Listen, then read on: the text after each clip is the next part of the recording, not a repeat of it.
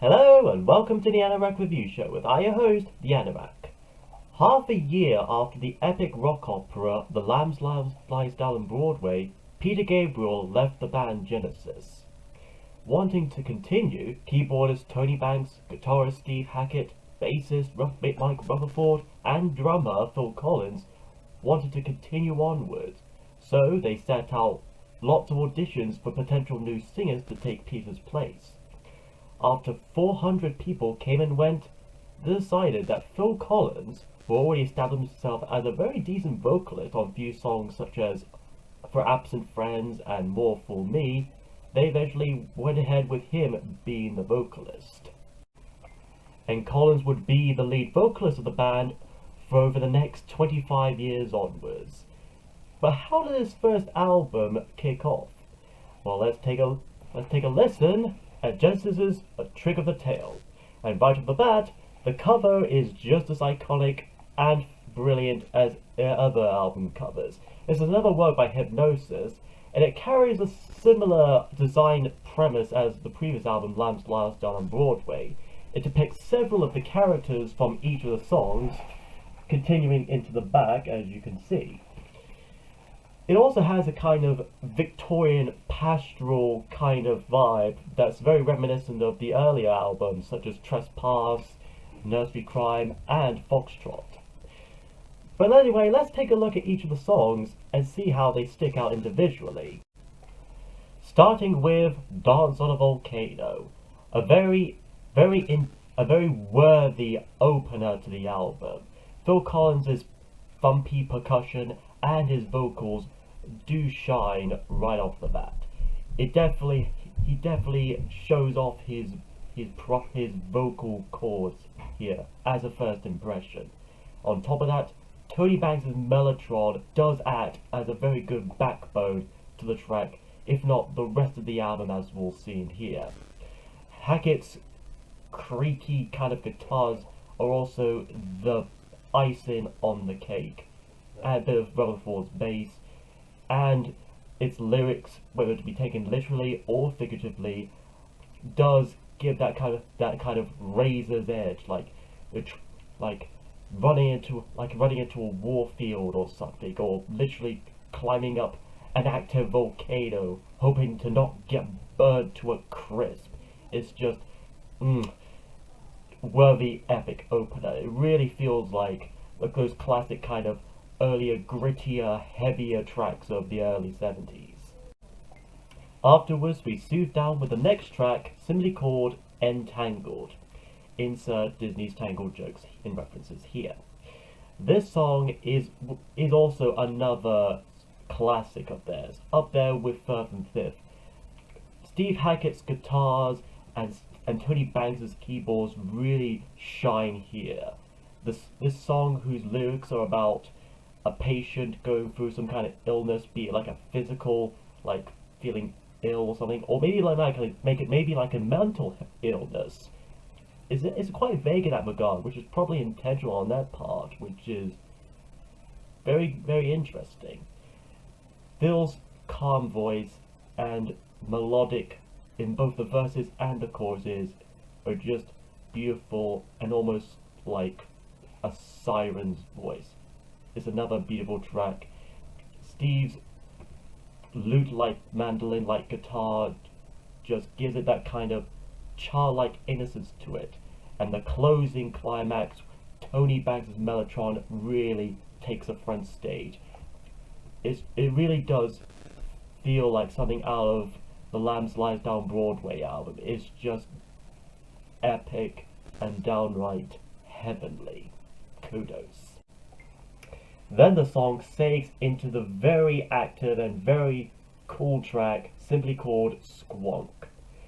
It's actually based and named after an actual cryptid of North American folklore, and its lyrics essentially have this kind of fairy tale vibe to it, much like in the Gabriel era, which is probably a good throwback. And in fact, it was this very song that Collins sang that actually got him to be the full-on singer. Its lyrics, of course, are a very, like I said, they're very, do have that, it is very story centric. It does tell something of a story about a huntsman going to the forest trying to prove he can capture a squonk, but of course, as soon as he catches it, dissolves to tears.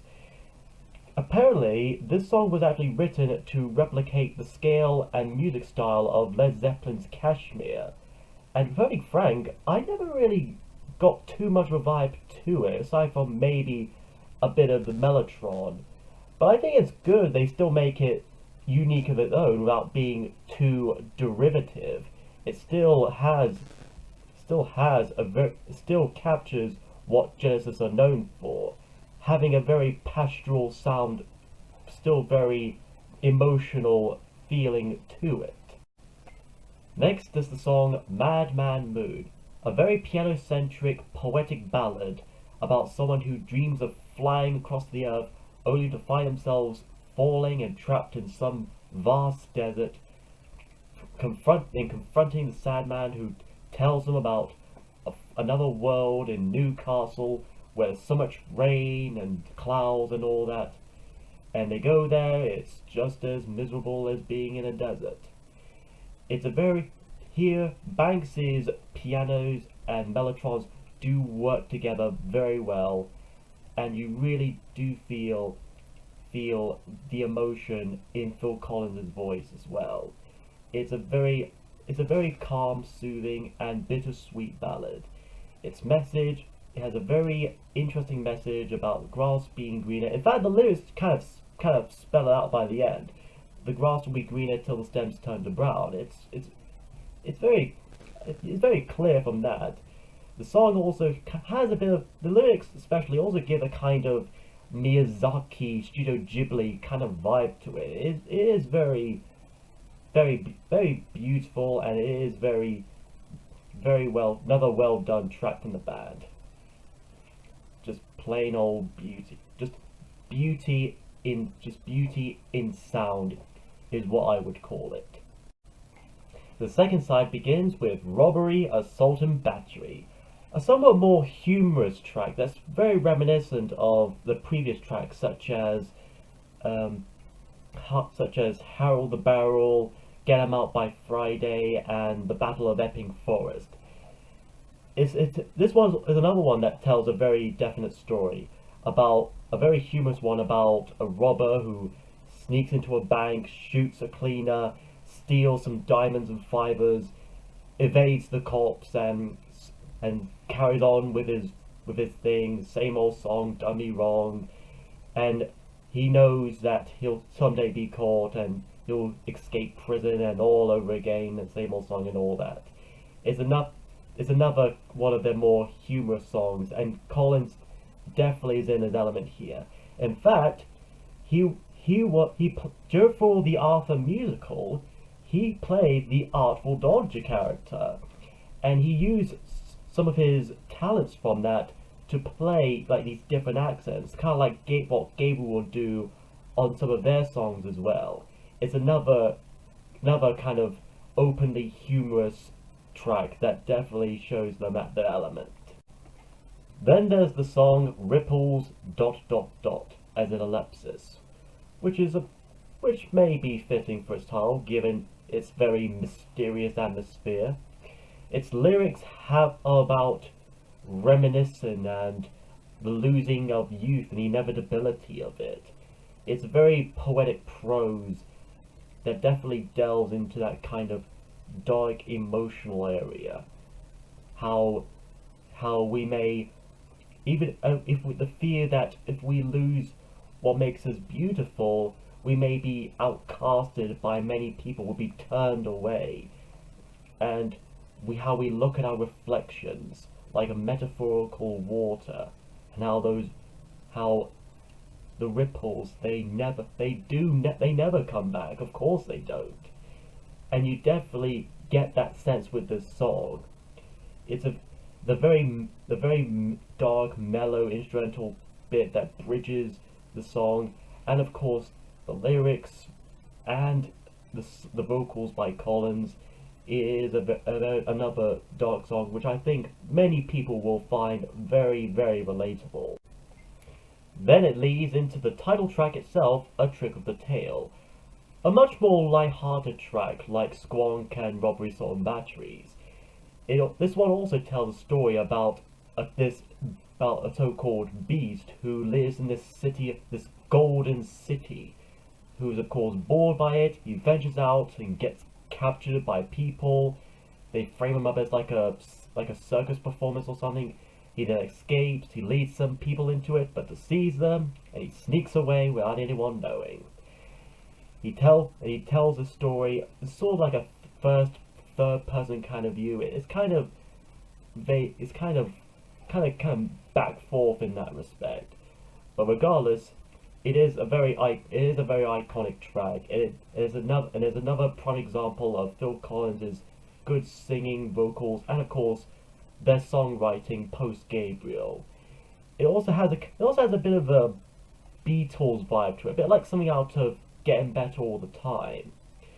It also has it has a very kind of like a childlike, almost like a children's song, kind of like a nursery rhyme. It is very somewhat a bit jaunty and almost theatrical, much like most of the album. It is very fun. It's very fun and a very somewhat of a bouncy beat, and I think it has a kind of childlike song to it. It's another good one of the album. And after that quirky track, we close out the album with Los Santos, which is, well, the end in Spanish. This has a very epic way to close out on. The tribal drums of Collins, the keyboards of Banks, and the guitars of Rutherford and Haggard do work together in bringing it all into an epic closer. Plus with reprisals of Dance on a Volcano and Squonk, and even a bit of a farewell shout out to Gabriel as by the end Collins says very faintly, "There's an angel standing in the sun, free to get back home," directly quoted from the ending of the epic suite Supper's Ready. It is another class. It's one of the more underrated tracks, I have to say.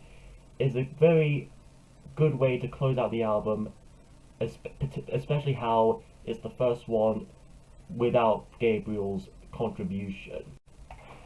And all in all, Genesis's A Trick of the Tail is another classic album of theirs, and probably one of my favorites in my opinion. It's a very, very great transitional period from Gabriel to Collins, and the production is very, very brilliant. In fact, the producer of this was David Hetchell, who would go on to produce the Genesis albums up to Duke. And I have to say, kudos to him for bringing this album together into a brilliant masterpiece, and to the four members who were able to cooperate no matter the odds there were. They proved that they could carry on, they could move out Gabriel, and they have done it right. Brilliant album. Next time, we celebrate Valentine's Day by taking a look at something at face value.